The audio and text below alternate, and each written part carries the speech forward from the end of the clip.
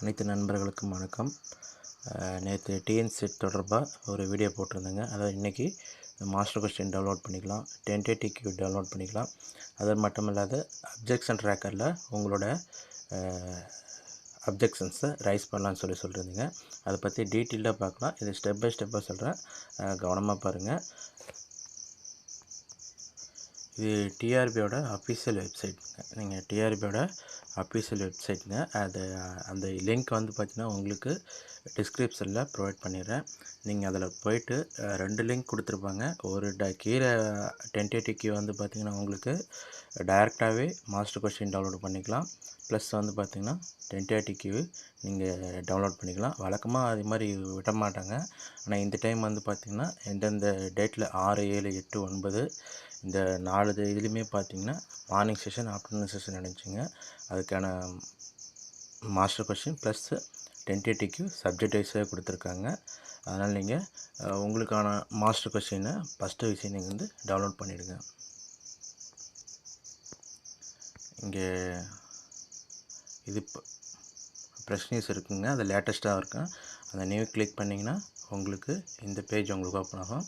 நான் உங்களுக்கு என்னுடைய டிஸ்கிரிப்ஷன் கீழே இருக்குங்க, லிங்க்கில் வந்து பார்த்திங்கன்னா தந்துடுறேன். நீங்கள் இந்த சப்ஜெக்ட் 43 சப்ஜெக்ட் நடந்துச்சுங்க. மொத்தம் டிஎன் செட் ஆனது 43 சப்ஜெக்ட் நடந்துச்சுங்க. அதுக்கு உங்களுக்கு எந்த சப்ஜெக்ட் தேவையோ இதில் ஃபஸ்ட்டு காலம் வந்து பார்த்திங்கன்னா மாஸ்டர் கொஸ்டின் இருக்குங்க. செகண்ட் காலம் வந்து பார்த்திங்கன்னா டென்டேட்டிவ் இருக்குது. நீங்கள் ரெண்டுமே நீங்கள் சேவ் பண்ணி வச்சுக்கோங்க. இது ஃபஸ்ட்டு இதில் வந்து பார்த்திங்கன்னா இந்த டென்டேட்டிவ்க்கான லிங்க் இருக்குங்க. இதே ஃபஸ்ட் எடுத்துன்னு ஒரு ரிலீஸ் வந்துச்சுங்க பார்த்தீங்களா, இதில் நீங்கள் போனீங்கன்னா உங்களுக்கு அந்த அப்ஜெக்ஷன் ட்ராக்கரில் என்னென்ன பண்ணணும் ஸ்டெப் பை ஸ்டெப்பாகவே இங்கே கொடுத்துருக்காங்க. இதை தான் உங்களுக்கு இது பண்ணுறேன். கண்டிப்பாக நீங்கள் இது பண்ணுற வேண்டியது வந்து பார்த்திங்கன்னா ரிஜிஸ்ட்ரேஷன் நம்பர் போடணுங்க. அந்த டிஎன் செட்டுன்னு ஆரம்பிக்குது பாருங்களா, அந்த ரிஜிஸ்ட்ரேஷன் நம்பர் போடணும் நீங்கள். அதுக்கப்புறம் உங்கள் டேட் ஆஃப் பர்த் போடணும், டேட் ஆஃப் எக்ஸாமினேஷன் போடணுங்க. அப்புறம் எந்த பேஜ் நடந்துச்சோ அந்த எக்ஸாம், அந்த மார்னிங் செஷனோ ஆஃப்டர்நூன் செஷன் நினச்சா அதை நீங்கள் செலக்ட் பண்ணி கேப்சா பார்த்து போடுங்க. அந்த ஒரு சில இதெல்லாம் ஸ்மால் லெட்டரில் கேப்ஸில் கொடுத்துருப்பாங்க, நம்மளுக்கு ஸ்மால் லெட்டர் மாதிரியாக இருக்கும். அதை கொஞ்சம் கவனமாக பார்த்து போட்டிங்கன்னா நீங்கள் ரெஜிஸ்டர் பண்ணுறீங்கிற மொபைல் நம்பருக்கு, அதாவது அப்ளிகேஷன் அப்ளை பண்ணும்போது எந்த மொபைல் நம்பர் கொடுத்தீங்களோ அதுக்கு ஓடிபி போகுங்க. 2 நிமிஷம் வேலிட்டி இருக்கும். அதனால் நீங்கள் அப்ஜெக்ஷன் போடுறவங்க நீங்கள் அந்த ஓடிபி நம்பரை நீங்கள் எடுத்துக்கிட்டே போயிட்டு சென்டரில் எடுத்துகிட்டு நீங்களே அப்ளை பண்ணும்போதும் அது மொபைல் பக்கத்துலேயே வச்சுக்கோங்க. ஓடிபி போட்டாட்டி அதில் தான் உங்களுக்கு அந்த இது போட்டிருக்குங்க, அந்த கொஷின் நம்பர் கொடுத்துருப்பாங்க. உங்கள் அப்ஜெக்ஷனுக்கு சைட்லேயே வந்து பார்த்திங்கன்னா அந்த கொஷினுக்கு எது நீங்கள் வேறு எது சேலஞ்ச் பண்ணுறீங்க அதுக்கு நீங்கள் மாஸ்டர் கொஷின் டவுன்லோட் பண்ணணும். ஆன்சர் கீ நீங்கள் வந்து ஃபஸ்ட்டு டிக் பண்ணிக்கோங்க. நீங்கள் இது இன்றைக்கி ஃபுல்லாக இந்த வேலை பண்ணிங்கன்னா மட்டும்தான் எந்தெந்த கொஸ்டினுக்கு எந்த ஆன்சர் சரியில்லைன்னு சொல்லிட்டு உங்களுக்கு தெரிய வருங்க. அதனால் நீங்கள் என்ன பண்ணுறீங்க, கவனமாக ஃபஸ்ட்டு விஷயம் நீங்கள் பண்ண வேண்டியது அப்ஜெக்ஷன் கூட நான் அப்படி பண்ணிக்கலாங்க, டைம் இருக்குது உங்களுக்கு. நீங்கள் முதல்ல பண்ண வேண்டியது மாஸ்டர் இந்த இதுலேயே கொடுத்துருக்காங்க. டென்டேட்டிவ்வில் வந்து பார்த்திங்கன்னா நீங்கள் ஃபஸ்ட்டு டவுன்லோட் பண்ணிவிட்டு குறிச்சிடுங்க. உங்களுக்குலாம் எதெல்லாம் வித்தியாசமாக இருக்குதோ அதை மட்டும் நீங்கள் பண்ணிவிடுங்க. இந்த வேலை ப்ராசஸ் முடிச்சாட்டி தான் ரெண்டாவதாக நீங்கள் என்ன பண்ணுறீங்க, அப்ஜெக்ஷன் ட்ராக்கருக்கு வாங்க.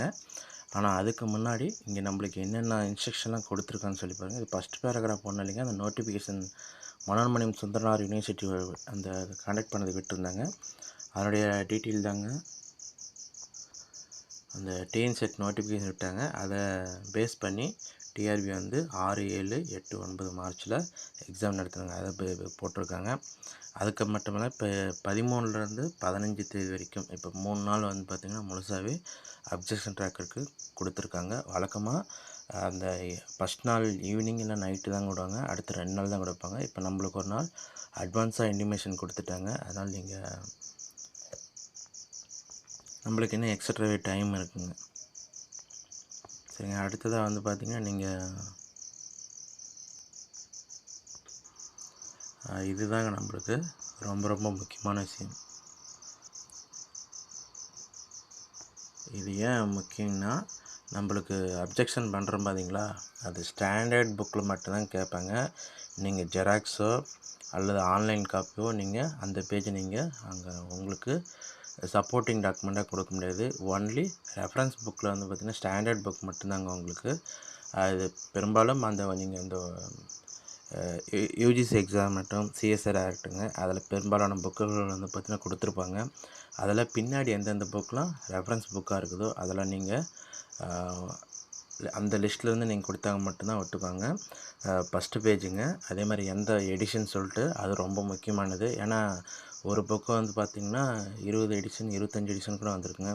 ஒரு சில புக்ஸ் வந்து பார்த்திங்கன்னா ஒரு எடிஷன் 2 எடிஷன் நின்றுருக்கும். அதனால் நீங்கள் அந்த எந்த எடிஷன் எந்த இயர் வந்து பார்த்திங்கன்னா பப்ளிஷ் பண்ணுது, அந்த பப்ளிஷ் நேம்லாம் வந்து பார்த்திங்கன்னா இருக்கிற மாதிரி தெளிவாக அந்த டாக்குமெண்ட்டை பார்த்துருங்க.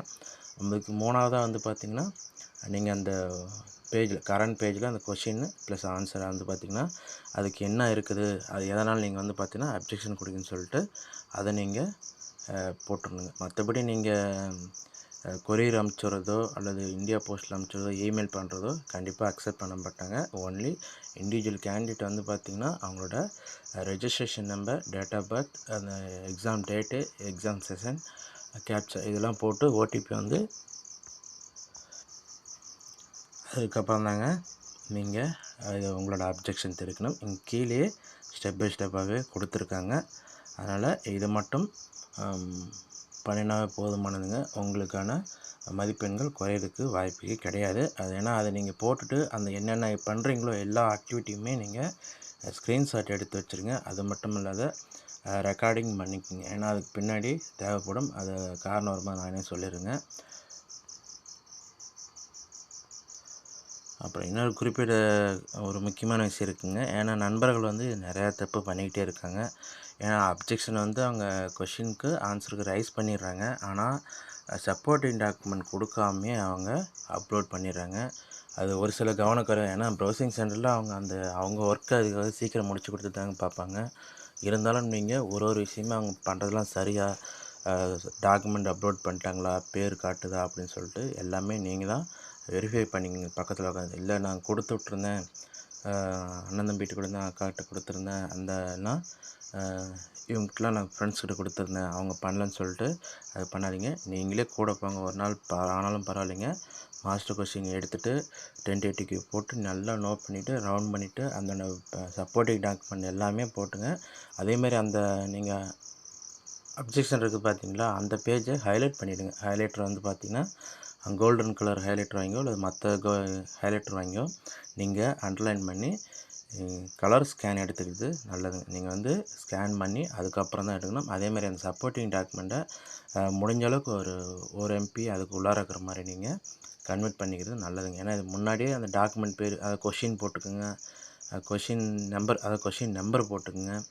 அதுக்கு அப்போ உங்களுக்கு ஈஸியாக இருக்குங்க அந்த பேஜஸ்லாம் வந்து பார்த்திங்கன்னா அப்லோட் பண்ணுறதுக்கு. ஏன்னா ஒரு சில இதுக்கு 6-7 கொஷின் கூட ரைஸ் பண்ணுவாங்க.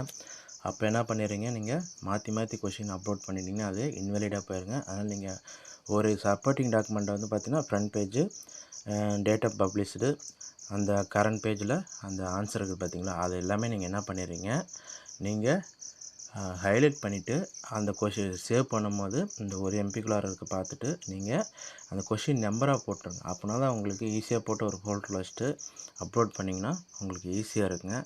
இதுக்கு டைம் இருந்தாலுமே இன்றைக்கி ஃபுல் டே நீங்கள் இதுக்கே எடுத்துக்கோங்க. கொஷின் செக் பண்ணுறது, ஆன்சர் குறிக்கிறது மட்டும் வச்சுக்கோங்க.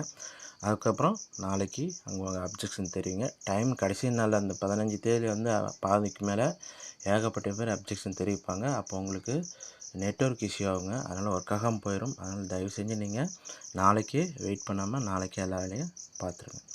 சரிங்க சார். ஏதாச்சும் டவுட்டாக இருந்தால் கமெண்ட் பண்ணுங்கள். நானும் உங்களுக்கு டைம் கிடைக்கும்போது ரிப்ளை பண்ணிடுறேங்க.